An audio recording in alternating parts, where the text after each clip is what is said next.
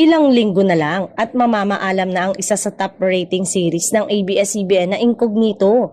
Kaya sa nakaraang final mission media ko na ginanap sa Seda Hotel Quezon City, ay maraming nagsabing sana may season 2. Isa rin sa nagtanong sa business unit head ng program na si Miss Des de Guzman kung may season 2 at sana magkaroon.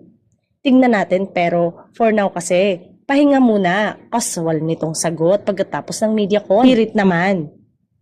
Kasi magastos ang show lalo't maraming lugar na pinupuntahan at napangiti ang TV executive. Pero worth it naman. Ang gaganda ng feedback, ang ganda lahat ng nababasa naming comment. Maraming salamat sa inyo sa mga tulong ninyo. Kasi magaganda sinusulat nyo through your platforms.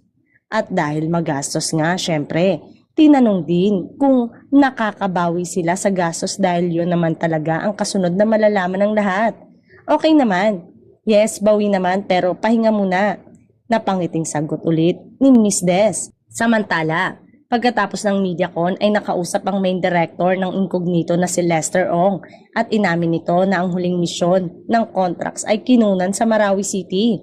Matatandaang simula pa lang ng serye ay pasabog na ang kinunan sa Palawan. Sinundan sa Itogon, Benguet, Italy, Japan, Naga City at Cebu City. At dahil dito ay nag-isip ang creatives headed by Henry Kitain na dapat mas matindi at mas unforgettable ang final mission. At dito nga naisip ang Marawi City na alam naman ng lahat na hindi ito basta napapasok at mahirap pasukin ito.